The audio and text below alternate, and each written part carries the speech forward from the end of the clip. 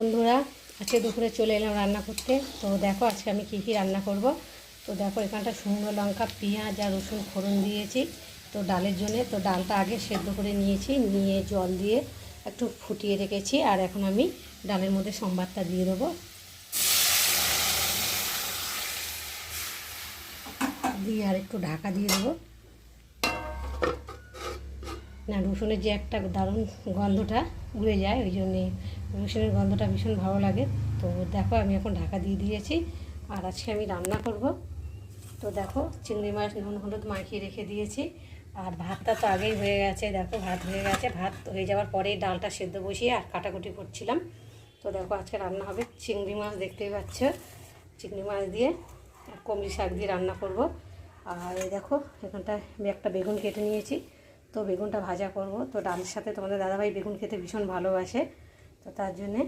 আর শাকের জন্য কাঁচা লঙ্কা কেটে নিয়েছি, আর রসুন আর পেঁয়াজ কেটে নিয়েছি। আর এখানটা দেখো উচ্ছে আলু কেটে ধুয়ে নিয়ে এসেছি। তো এখন নুন হলুদ মাখাবো। তো বন্ধুরা আজকের আমার এই রান্না। তো চলো আজকে আমি কমলি শাক চিংড়ি মাছ কীভাবে দিয়েছি, দিয়ে একটু ফুটিয়ে নিয়ে নামিয়ে নিয়েছি। আর এখন কড়া বসিয়েছি, কড়াতে তেল দিয়েছি, সর্ষে তেল দেখতে পাচ্ছ। আর তেলটা ভালো গরম হয়ে গেছে। আর এখন আমি কড়ার মধ্যে নুন হলুদ মাখা চিংড়ি মাছটা ঢেলে দিয়ে ভালো করে ভেজে নেব।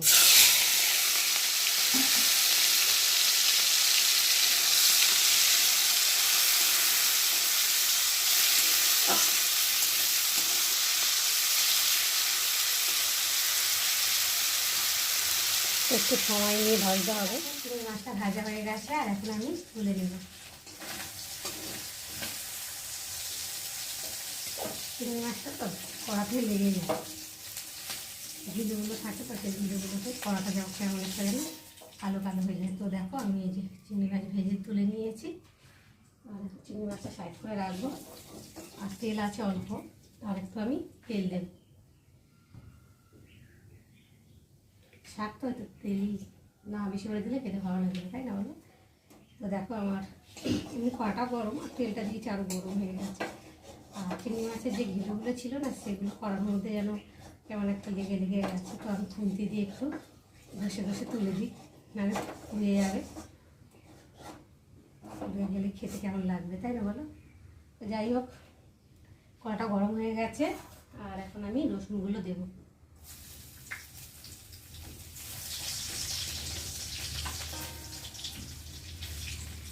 রসুনটা একটু ভালো করে ভেজে নেব। ভেজে নেওয়ার পরে পেঁয়াজটা দেবো।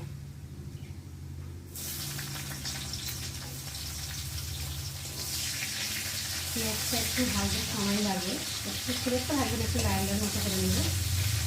তবে পেঁয়াজটা যখন ভাজা হোক, আর আমি ততক্ষণ বেগুনটাকে নুন হলুদ মাখিয়ে রেখে দেবো। নুন হলুদ মাখিয়ে রেখে দিলে নরমও হয়, আর তেলও খুব কম লাগে, আর ভাজতেও খুব ভালো লাগে।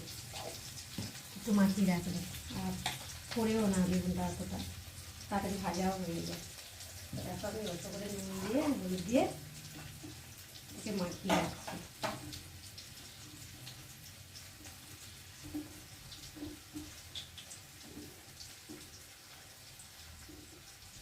মাখিয়ে রাখলাম, পেঁয়াজটা একটু নেড়ে দেবো।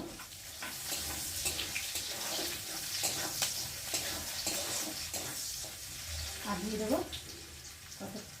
কয়েকটা এই যে চিড়ে নিয়েছি কাঁচা লঙ্কা, দিয়ে দেবো।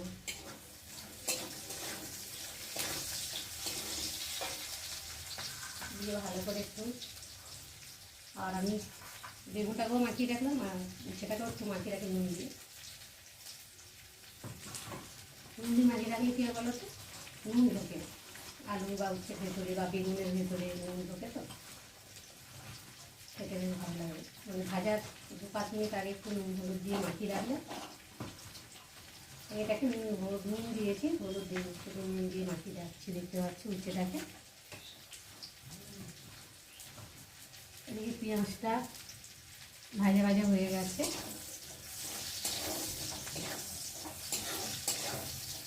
আর আমি এই যে কেটে রাখা কমলি শাকটা এখন আমি পেঁয়াজের উপরে দিয়ে দেবো।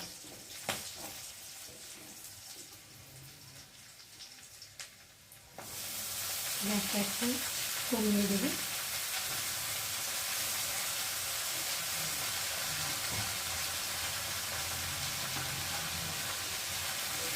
একটু ভালো করে নেড়ে নেবে। এই তলায় দিয়ে দিলাম, তলায় লাগবে দিয়ে দিলে থাকতো জল কাপড় চালিয়ে নেবে, তাই না বলো? তো যাই হোক আমি এবার অল্প করে হলুদ দেবো।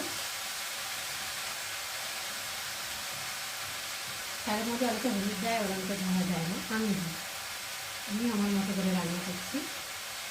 দেখো এখন নুন দিলাম অল্প করে কেননা দিয়েছি, শাক তো ভিজে গেলে অল্প হয়ে যাবে, তাই নুনটা ঠিক মেখা হয়ে যাবে।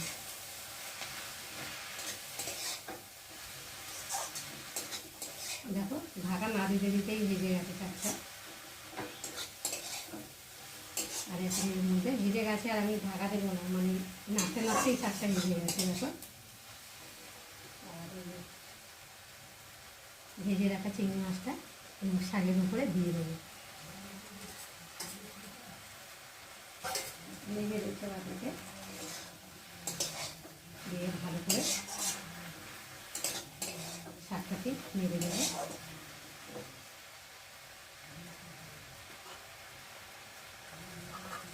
দিয়ে খানিকক্ষণের জন্য একটু ঢাকা দিয়ে দেবো।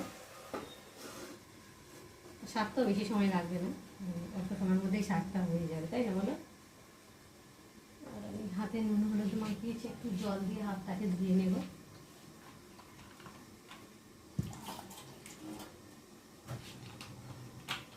আজকে আমার রান্না করতে ভীষণ দেরি হয়ে গেছে, কেননা রেশন দিচ্ছে, রেশনে গেছিলাম, রেশন থেকে এসেছি। তো সকাল থেকেই তো টিপটিপ করে বৃষ্টি হচ্ছিল, মানে এক জায়গায় দেওয়ার কথা ছিল, তা সেখানটায় মানে কিছু নেই, টানানো ফানানো তিরপল গাছ আছে শুধু, তো বৃষ্টি হচ্ছে সেখানে দেবে না বলে, তো আরেক জায়গায় একটা দোকানে মানে সেখানটায় ভালো করে মানে উপরে তিরপল দিয়ে টানানো, তো সেখানটায় দিচ্ছিল বলে সেখানে গেছি। আমি ভাবছিলাম দেবে না বলে আর বাজারে চলে গেছিলাম, তো বাজার থেকে আসার পথে দেখি সেখানেই দিচ্ছে। তো আবার বাজার টাজার দেখে আবার গেলাম, গিয়ে রেশনটাকে ভরে আনলাম। এই না, আজকে তো রান্না করতে দেরি হয়েছে, আর মেয়েকেও আজকে রান্না করে দিতে পারিনি, পাল্টা পাল্টা আলু ভাতে ছিল, মেয়ে খেয়ে গেছে, টিফিনও করে দিতে পারিনি। মেয়েকে বললাম তুই ওকে টাকা দিয়ে দিয়েছি, কিছু খেয়ে নিবি, কিনে নিবি পর বা যাই হোক কিছু কিনে নেবি। আর আমি এখন বেলায় রান্না করছি, কখন কী করবো, এখন 2টো বাজে, 2টোর সময় আমি রান্না করছি। তারপর তো বুঝতেই পারছো রান্না করার পরে কত কাজ থাকে, রান্না হয়ে যাবে, রান্নার বাসন মাজা, গ্যাস ট্যাস মোছা, ঘর মোছা, ঠাকুর পুজো দেওয়া, একাই সব আমাকে করতে হবে। মেয়ে স্কুলে গেছে, মেয়ে থাকলে মেয়ে হাতে হাতে করে দেয়, জল টল আনিয়ে ঠাকুর পুজো টুজোগুলো দেয়, তো অনেকটা স্টেপ হয়। তো আজকে ভীষণ দেরি হয়ে গেছে, কী করবো বলো?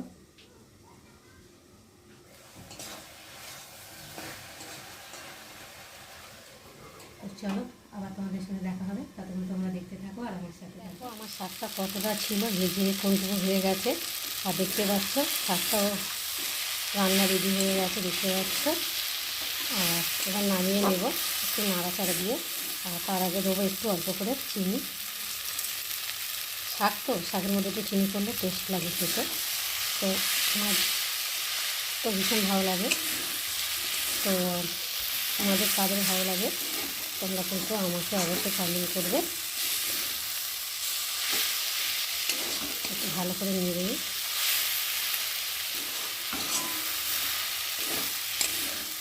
তো দেখো কুমড়ো শাক আর চিংড়ি মাছ দিয়ে রেসিপিটা খুব খেতে ভালো হবে, নিশ্চয়ই দেখতেই পাচ্ছ, খুব ভালো লাগছে। আর চিংড়িগুলো দেখো উপরে ভেসে ভেসে বেরিয়েছে, দেখতে পাচ্ছ।